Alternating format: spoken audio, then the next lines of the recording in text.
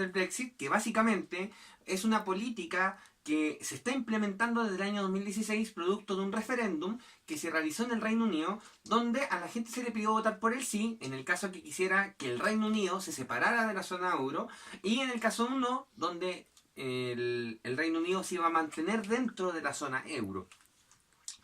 Esta política se genera a raíz de la inmigración masiva que empezó a aceptar la zona euro por distintos conflictos que existían en los territorios alrededor de Europa.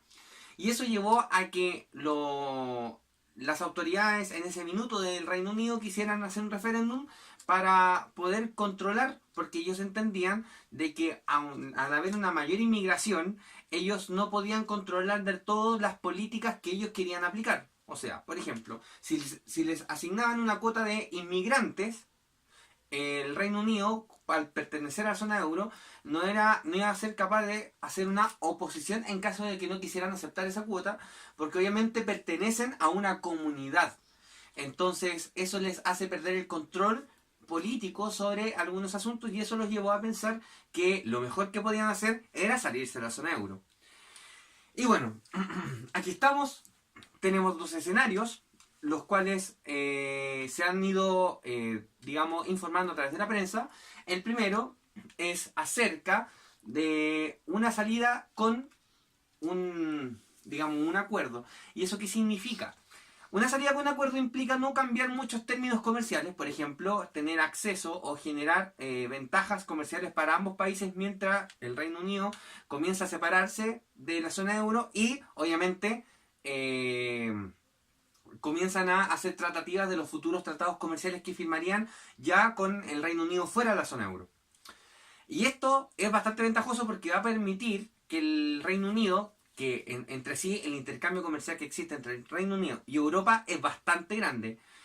Son bastantes exportaciones e importaciones, entonces eso va a permitir que ese flujo comercial continúe y eso va a permitir que suceda todo con cierta normalidad. Ahora, ¿qué ocurre si se van sin acuerdo? Todos esos tratados comerciales quedan en cero. Por tanto, todos esos intercambios comerciales también quedan en cero. Y eso va a provocar una contracción del comercio entre ambas naciones, o entre el bloque europeo y el Reino Unido, lo que obviamente va a generar efectos económicos bastante detestables en ambos territorios. Por tanto, ¿qué vamos a analizar primero? Bueno, primero vamos a analizar qué ocurriría cuando existe un acuerdo.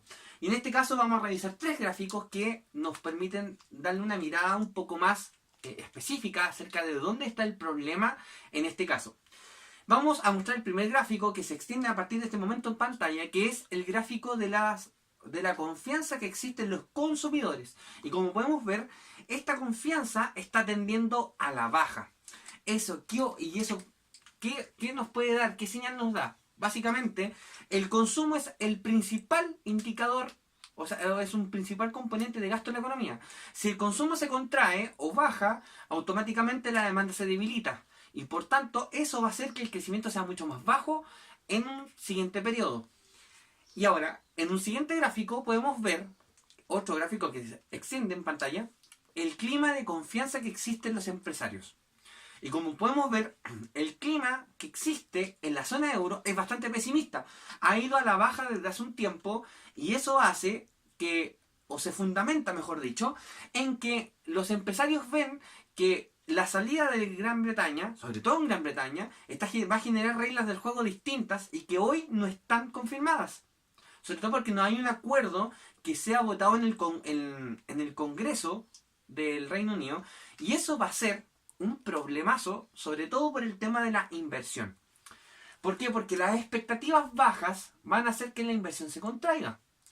Entonces, al no haber reglas claras ni cómo el Reino Unido se va a terminar separando de la zona euro, eso va a hacer que la inversión se vaya o se contraiga y pierda o disminuya su nivel en ambos bloques, tanto el Reino Unido como la zona euro.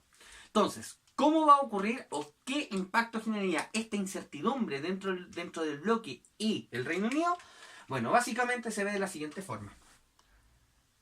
Como la inversión se encuentra en la curva IS, que es el mercado de bienes y servicios donde se realiza ese gasto, entonces nosotros contraemos la curva hacia la izquierda, Lo que obviamente en un equilibrio nuevo con la LM nos va a dar un ingreso 2 menor al inicial.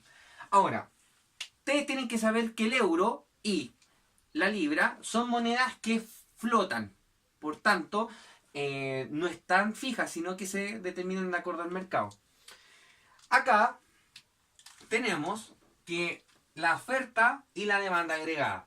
En este caso, la demanda agregada se compone de la IS y la LM. Por tanto, si la IS se contrae, la demanda agregada también.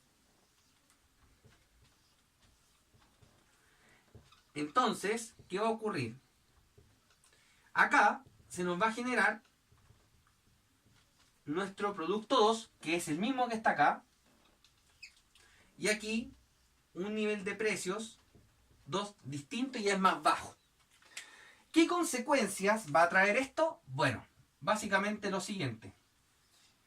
Cuando ocurre una contracción del producto, como lo podemos ver en ambos gráficos que coinciden, vamos a ver por lo general una contracción de la inflación.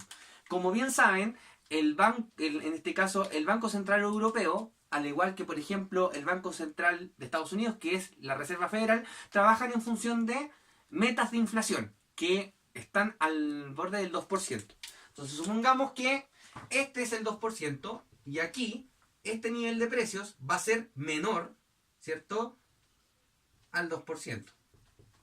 Por tanto, al ser menor, ¿qué implica? Que la economía se empieza a debilitar. Porque cuando se acerca a cero o es negativa, eso significa que los precios futuros van a ser más bajos que los de hoy. Por tanto, yo consumo a futuro y no consumo en el presente. Y eso debilita el consumo en la economía. Por tanto, esto ocurre, como lo pueden ver acá, ocurriría un proceso de que no habría presión inflacionaria, sino que al contrario, bajaría el nivel de inflación. Y por tanto, eso haría que el Banco Central Europeo tuviese que bajar las tasas para poder amortiguar el golpe que ocurriría aquí. Al caer las tasas, ¿cierto?, los rendimientos al comprar euros van a ser menores. Por tanto, el euro se deprecia, que es algo que podemos ver en pantalla. Desde hace un tiempo a la fecha, sobre todo después del frenazo confirmado que tiene la zona euro, hoy, en crecimiento, podemos ver que el euro está absolutamente en constante, caída frente al dólar. El dólar, en este caso, se ha comportado más fuerte que el euro.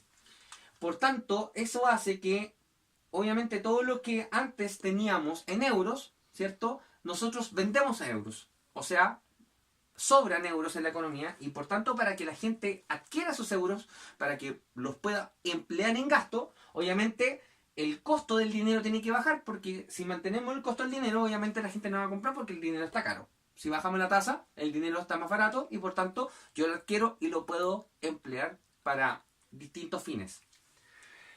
Entonces, eso es lo que ocurre. Baja esto, ¿cierto? Se deprecia el euro y por tanto, al depreciarse el euro, lo que puede ocurrir, ¿ya?, es el efecto rebote, que en este caso, que la economía está acá y se va a trasladar hacia un punto a la derecha, ¿cierto?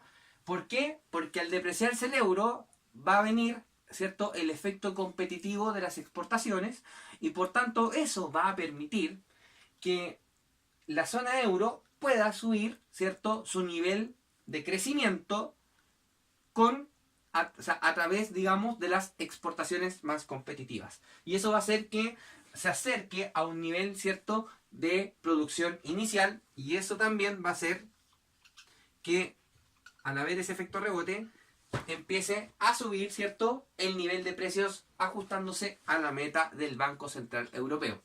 Por tanto, predicción a corto plazo, cae el producto, ¿cierto?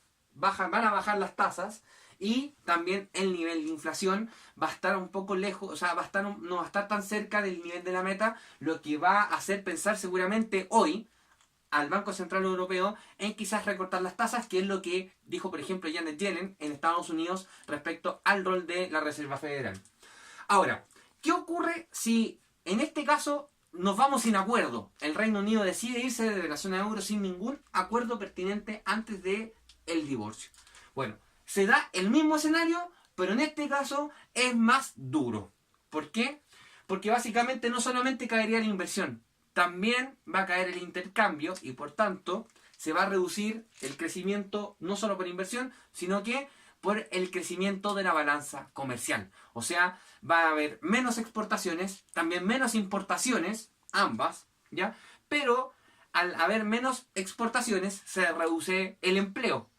Entonces eso va a generar desempleo dentro de la zona, dentro de Europa, y por lo general eso va a directamente a pegar, por ejemplo, al consumo, que es un elemento fundamental en la economía. Entonces, pero en este caso va a ser mucho más duro porque vamos a tener dos efectos jugando al mismo tiempo. O sea, la depreciación va a ser va a ser aún mayor y obviamente el nivel de precios va a bajar o va a presionar a la baja mucho más fuerte. Y obviamente la recuperación va a ser vía, ¿cierto?, exportaciones. Porque obviamente en los términos competitivos se espera generen un mayor crecimiento para la zona. Eso ha sido, espero que nos veamos en una siguiente noticia de actualidad.